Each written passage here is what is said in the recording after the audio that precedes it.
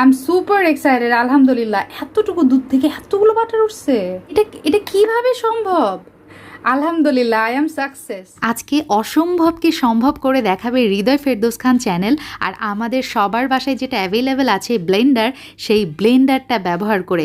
আগেই বলে রাখছি, আমি আজকে যেই প্রসেস ফলো করে দুধ থেকে বাটার সংগ্রহ করব, আমাদের দেশের নামি দামি কোম্পানি বলেন বা ফ্যাক্টরি বলেন, তারাও কিন্তু সেম প্রসেস ফলো করে দুধ থেকে বাটার সংগ্রহ করে। এত টাকা খরচ করে দোকান থেকে কিন্তু আর বাটার কিনতে হবে না। আমার মতো মাত্র 3টা স্টেপ ফলো করবেন, তাহলেই ঘরে বসেই আপনি হাজার হাজার টাকার বাটার নিজেই তুলতে পারবেন। অ্যাট ফার্স্ট আমার লাগছে হচ্ছে গরুর দুধ, খাঁটি গরুর দুধ, যেটা কাঁচা অবস্থাতে আছে। দেখতে পাচ্ছেন, কতদিন আগে গিয়েছিলাম বগুড়ায়, সেখান থেকে আমি বড় গ্যালনে করে প্রতিবার দুধ নিয়ে আসি ঢাকায়। এবারও তার ব্যতিক্রম নয়। তবে আমার মতো যদি হাতের কাছে খাঁটি গরুর দুধ না পান, সেক্ষেত্রে দোকানে পাওয়া যায় full cream milk, full cream liquid milk অথবা ফুল ফ্যাট ক্রিম মিল্ক। যেটাই হাতের কাছে পান না কেন, সেটাই কিন্তু ব্যবহার করতে পারেন। এখন একটা মেজারমেন্ট কাপ আপনাদেরকে দেখিয়ে দিচ্ছি। এই কাপ দিয়ে আমি দুধটা মেপে নিব। এখানে দেখতে পাচ্ছেন 250 ml এর একটা কাপ আমি ব্যবহার করছি। সব মিলিয়ে আমি এই পাতিলে 10 কাপ দুধ মেপে নিচ্ছি, ঠিক আছে?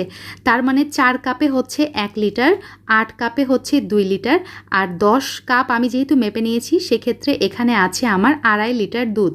2.5 লিটার কাঁচা দুধ আমি পাতিলে মেপে নিয়েছি। এখন যেটা করব, এই বড় পাতিলটা ঢাকনা দিয়ে আমি ডিপ ফ্রিজে রেখে দিব 6 থেকে 7 ঘন্টার জন্য, এবং 7 ঘন্টা পর ফিরে আসছি, আপনাদেরকে দেখিয়ে দিচ্ছি এই কাঁচা দুধটা কিন্তু অনেক অংশে বরফ হয়ে গেছে, ক্রিস্টালাইজ হয়ে গেছে, দেখতেই পাচ্ছেন। এখন একটা বাটিতে আমি হাফ দুধ নিয়ে নিচ্ছি, এই বরফ দুধ হাফ নিয়ে নিলাম। এখন একটা ব্লেন্ডারের জারের হাফ পর্যন্ত আমি দুধটা ভরিয়ে নিব। আপনারা চাইলে এরকম ব্লেন্ডার জারও কিন্তু নিয়ে নিতে পারেন। আমি থেমে 4 থেকে 5 মিনিটের মতো বিট করেছি, বাট তবুও কিন্তু আমার কাঙ্ক্ষিত রেজাল্টটা পাচ্ছিলাম না। এরকম ফোমি হয়ে গেছে, তো সেটা দেখে আমার মনটা একদম ছোট হয়ে গেছে যে হয়তোবা আমার এই রেসিপিটা ফেল হয়ে যাচ্ছে। তো আমি চিন্তা করছিলাম যে এই রেসিপি তো আর কোনো কাজের না, আপনাদের সঙ্গে তো আর ফেল রেসিপি আমি শেয়ার করব না, তাই না? তো এগুলো বাদ দিই, তো চলেই যাচ্ছিলাম। পরে আপনাদের ভাই আরো 2 বার বিট করে তারপর দেখি ম্যাজিক। এই যে আসছে। Yes, it's coming. I told you.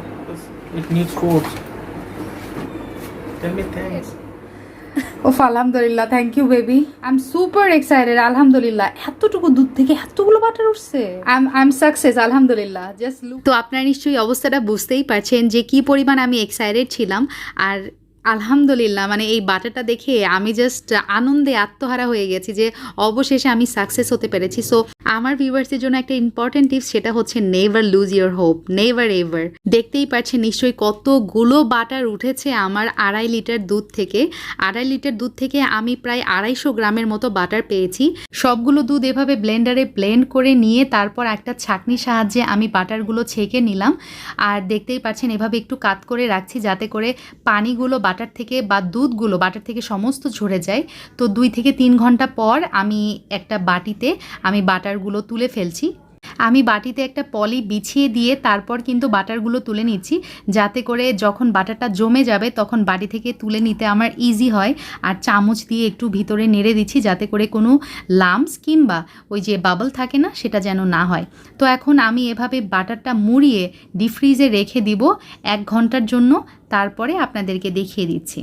আলহামদুলিল্লাহ, আমার বাটারটা যে এতটাই পারফেক্ট হয়েছে আপনাদেরকে আমি দেখিয়ে দিচ্ছি। আর দোকান থেকে যেই বাটারগুলো কিনি তার থেকে much more better and much more healthier. আমার এই বাটারটা কিন্তু আনসল্টেড, তবে যখন আপনারা বাটারটা মোল্ডে তুলবেন তখন একটু লবণ মিক্স করে নিলেই কিন্তু সল্টেড বাটার হয়ে যাবে। এই পর্যায়ে অনেকেই চিন্তা করছেন হয়তো এই হোমমেড বাটার কিভাবে সংরক্ষণ করবেন। ডিপ ফ্রিজে রাখতে হবে আমার এই হোমমেড বাটারটা, আর 1 থেকে 2 মাস পর্যন্ত বাটার কিন্তু ভালো থাকবে। বাচ্চা থেকে বুজুর্গ সবাই এই বাটার খেতে পারবে। এটা কিন্তু অরিজিনাল এবং অর্গ্যানিক বাটার। ও আরেকটা কথা, আমার ভিউয়ার্সের জন্য একটা ইম্পর্টেন্ট টিপস, সেটা হচ্ছে বাটার তুলে নেওয়ার পর এই দুধ কিন্তু ইউজলেস মনে করেন না।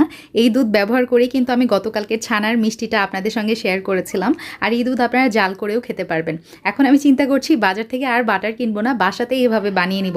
So what you think about my today's recipe? You can comment me, will ইনশাআল্লাহ আবার দেখা হবে। আল্লাহ হাফেজ, আসসালামু আলাইকুম।